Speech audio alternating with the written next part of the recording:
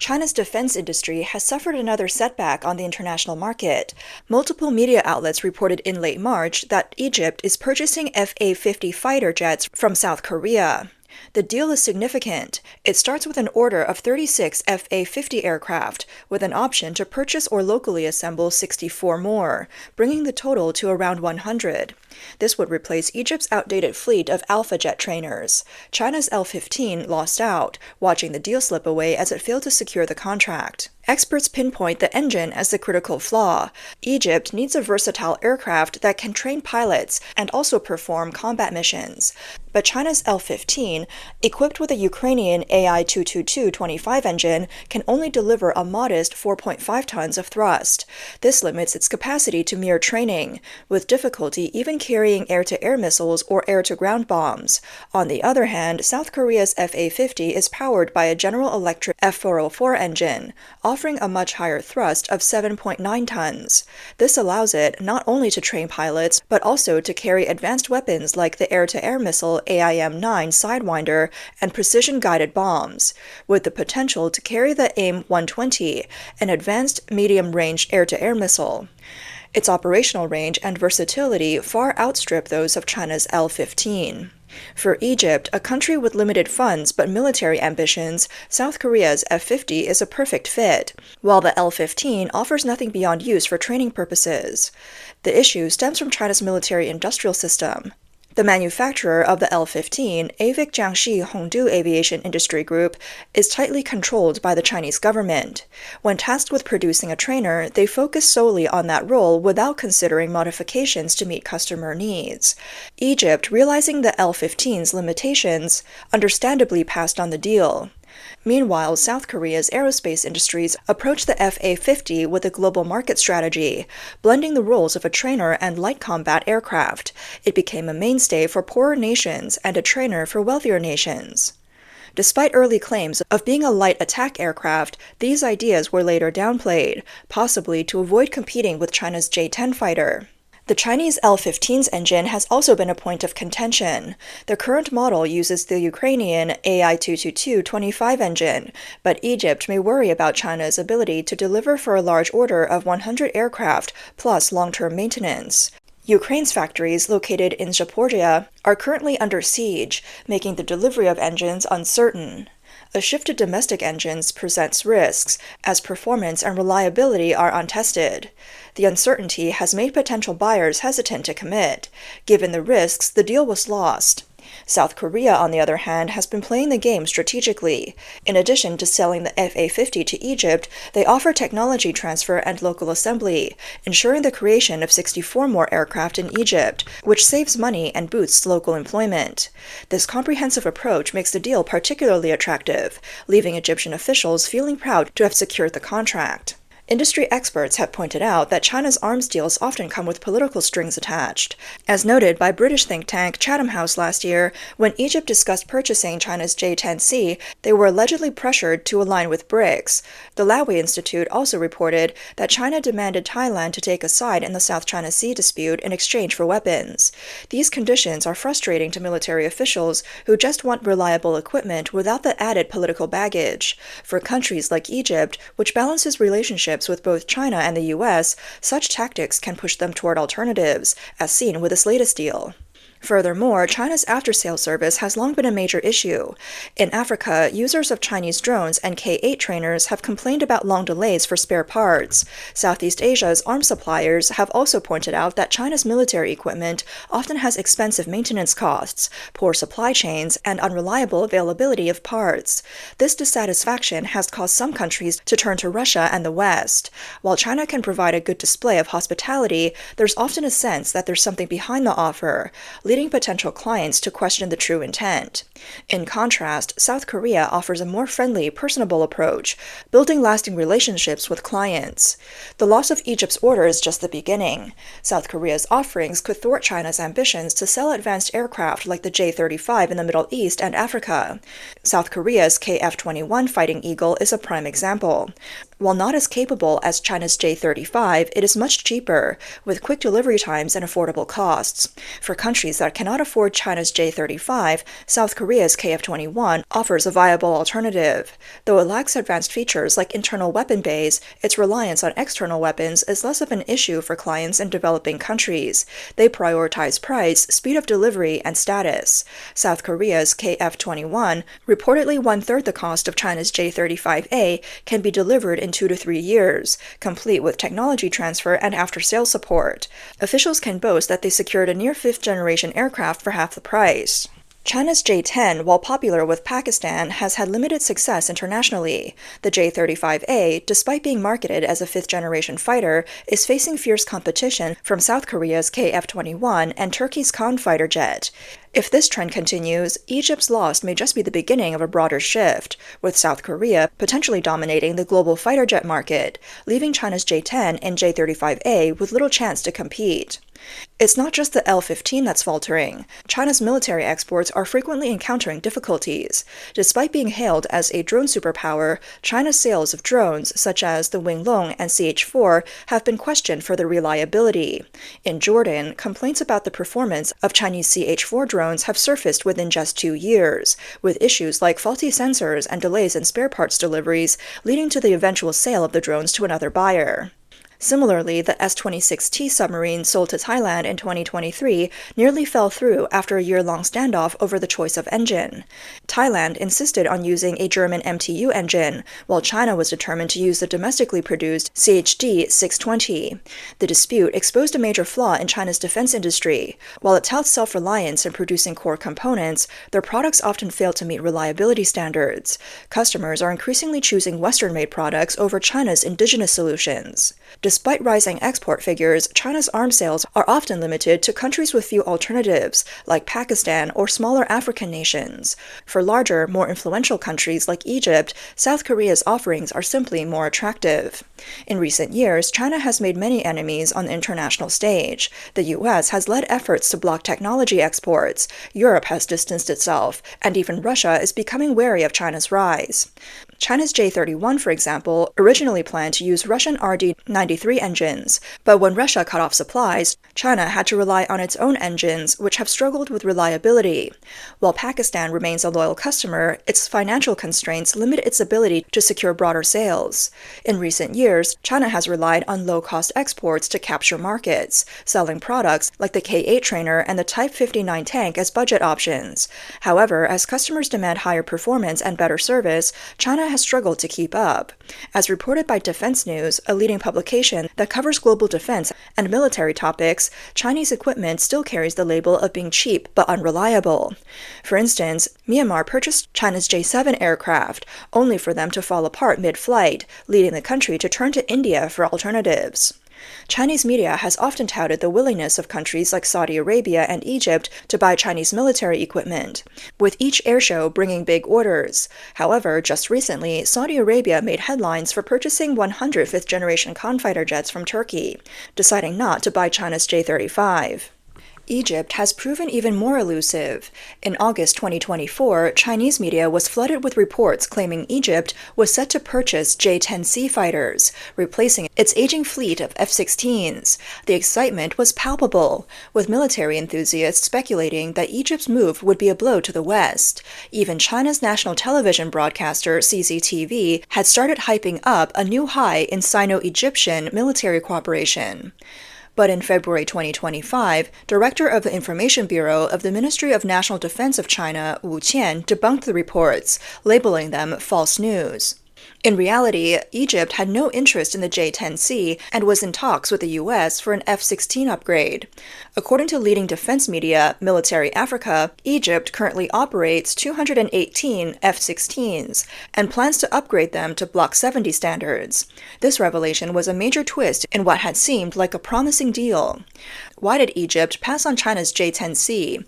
The answer is simple. The US not only offers the aircraft, but also provides $2 billion in military aid, along with a well-established supply chain. On the other hand, China's J-10C faces uncertainties with its domestic engines and poor after-sales service. Egypt wasn't willing to take the risk, especially given the political pressure from the West. As Egypt seeks to balance relations between China and the U.S., it's clear that ironclad friendships hold little weight when it comes to critical defense decisions. These examples show that China's so-called special relationship with countries like Saudi Arabia and Egypt often evaporates when it comes to securing actual orders. Despite high-profile promises, these nations often turn away when the time comes to pay for equipment. It's not just limited to Saudi Arabia and Egypt. China's military industry has seen many similar failures in recent years. One notable case involved Argentina. Around 2015, Argentina was looking to replace its aging Mirage jets and considered China's J-10C and FC-1 Fierce Dragon. Reports from Jane's Defense Weekly, a magazine reporting on military and corporate affairs, suggested that China offered a friendly price, along with loans and technical support, and Argentina's military seemed on board. CCTV even hyped it up as a new milestone in Sino-Argentine cooperation. But by 2017, Argentina suddenly dropped the deal and turned to the U.S. for second-hand F-16s. The response from netizens was blunt. If China can't keep a deal with Argentina, what hope is there? Similarly, in 2018, Indonesia showed initial interest in purchasing China's Rainbow 4 drones. However, despite favorable pricing, Indonesia ultimately chose Turkey's Anka drones. Why? Chinese drones were plagued with frequent failures, and spare parts took months to arrive. The Turkish drones, while not perfect, had better service. These are just a few examples of China's failed sales to countries that were once touted as close partners. Whether it's the J-10, J-35A, drones, or submarines, despite China's bold claims, very few countries outside of Pakistan have been willing to make significant purchases. One netizen summed it up perfectly. The relationships are fake. The money talks are real. China's face has been slapped. This highlights a major problem. China's supposed network of friends lacks genuine trust, leaving it vulnerable to losing out on major deals. The November 2024 Zhuhai Air Show was an attempt for China to flex its military prowess. China Daily reported on the showcase of the J-35A stealth fighter, the HQ-19 missile defense system, and advanced radar systems, claiming China's military technology could rival the United States. Enthusiasts went wild, saying the J-35A's performance could rival the American F-35, especially since it supposedly uses the domestically produced WS-19 engine. But how much of this is truly reliable? For example, the high-altitude infrared radar has been promoted as being capable of detecting stealth aircraft, yet no real-world test data has been released. The same goes for the unmanned swarm network, which included futuristic displays of drone carriers and stealth drones. However, analysts have pointed out that these systems remain unproven in combat situations. As for the claims about disabling American satellites, these are highly dubious. U.S. satellites continue to operate without any issues. At the Zhuhai Air Show, the J-20 and J-35A were the stars. Official reports stated that the J-20 had been fully upgraded with the domestically produced WS-10C engine, with a thrust of 13 tons, leaving behind the Russian AL-31F. The J-35A was also said to use the WS-19 engine, with a thrust of approximately 10 tons, close to the F-135 engine. China Military Online boldly claimed domestic engine technology is mature, with performance comparable to the United States. Military enthusiasts were excited, saying the J-35A is even stronger than the F-35, at half the cost. Shouldn't Asia-Pacific countries be fighting to buy it? But what's the reality? The upgrade of the J-20 with the WS-10C engine is indeed true, as confirmed by Defense News in 2024, with more than 300 units in production and successful engine domestication. However, the engine's thrust is just 13 tons, which still falls short compared to the American F-22's F-119 engine, which offers 15.6 tons of thrust. This limits its ability to achieve supersonic cruise, meaning it's difficult for China to go head-to-head with the U.S. dangerous. Earlier versions of China's WS-10, such as the WS-10A engine used in the J-11 fighter, had a high failure rate, almost grounding the entire fleet. The WS-10B engine used in the J-10B was only a modest improvement, and it still couldn't perform supersonic cruise effectively. Now, with the WS-10C engine on the J-20, China has moved away from the Russian AL-31F, which is progress, but the engine still only lasts about 2,000 hours, far less than the 10,000-hour lifespan of American engines. The Chinese WS-15 engine, which is claimed to be the ultimate heart of the J-20, has a thrust of 18 tons and would allow the J-20 jet to maintain supersonic cruise and outperform the F-22 fighter aircraft in speed. China's tabloid newspaper, Global Times, has been hyping it up for over a decade, claiming it is about to enter production. But New York-based Aviation Week reported in 2024 that the engine is still under testing, with a short lifespan and thrust that may not exceed 16 tons. When the WS-15 engine will be available remains uncertain. The WS-19 engine used in the J-35A is in even worse shape. Official claims put its thrust at 10 tons, supposedly rivaling the F-35's F-135 engine. However, reports online suggest the engine can barely manage 9 tons of thrust and frequently malfunctions. If stealth aircraft like the J-35A are using such engines, what happens when they fail mid-flight? How can China claim to outperform the F-35 fighter jet? Interestingly, China itself has admitted that the high-end WS-15 engine, which is critical for the J-20 fighter jet, is still facing issues. They acknowledge that their turbofan technology lags 20 years behind that of the US. One netizen summed it up perfectly. The J-20's engine is just about usable, but the J-35 fighter jet is still being overhyped. Isn't this just a case of trying to look bigger than it is? Despite these shortcomings, China continues to promote the J-35A fighter jet as a threat to the F-35 fighter jet. But the reality is that very few countries are willing to spend money on these unproven systems. The data from the Stockholm International Peace Research Institute shows that from 2019 to 2023, China's share of global arms sales was only 5.8%, far behind the US at 42%. Even Russia outpaced China in arms sales. One netizen pointed out, the Zhuhai Airshow is nothing more than a publicity stunt, filled with more models than real products. No matter how loudly China proclaims its military might, it can't shake the US's grip on the Indo-Pacific. This is further evidenced by the continued strength of U.S. alliances in the region. In 2024, the U.S. ramped up its military presence in the first island chain, with Okinawa as a key focus. According to the New York Times, the Biden administration began deploying Tomahawk cruise missiles in Okinawa, targeting China's coastal defenses. The U.S. Marine Corps also established a new littoral combat regiment in Okinawa, equipped with anti-ship missiles and rapid response forces designed for island warfare. American news network Newsweek reported that this new unit would focus on sinking Chinese warships. Joint military exercises between the U.S. and Japan in the Okinawa region have grown larger, signaling a clear response to China's expanding naval ambitions. In just 3 months into 2025, the U.S. military has increased its activities in Okinawa. At the end of 2024, the U.S. military initiated a plan to move 9,000 Marines from Okinawa to Guam, a plan that was set in motion back in 2012. However, AFP fact-check debunked rumors circulating on the internet claiming that the U.S. military was evacuating from Okinawa due to Chinese military exercises. The move was part of a planned adjustment, with no sign of troops being withdrawn. The number of U.S. troops in Okinawa has not decreased but has become more elite. Current Affairs magazine The Diplomat reported in February that Japan's Ministry of Defense has increased its radar and missile units on Yonaguni Island, located in the southern part of Okinawa, and the U.S. military has been granted access to additional facilities. American think tank Hudson Institute predicted that the U.S. military might add several hundred special forces and missile operations personnel in Okinawa this year, in alignment with Japan's expansion of its self-defense forces. While the overall personnel number may not rise significantly, the firepower density has increased dramatically. The total number of U.S. troops stationed in Okinawa remains stable at 26,000, with at least 500 to 1,000 additional missile and special ops personnel expected to be added between 2024 and 2025. New systems such as Tomahawk cruise missiles and anti-ship missile launchers will be deployed, and the V-22 Osprey tilt-rotor aircraft will be used for transport.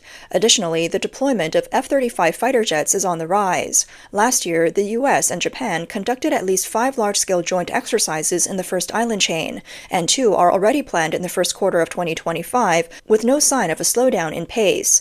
The irony is clear.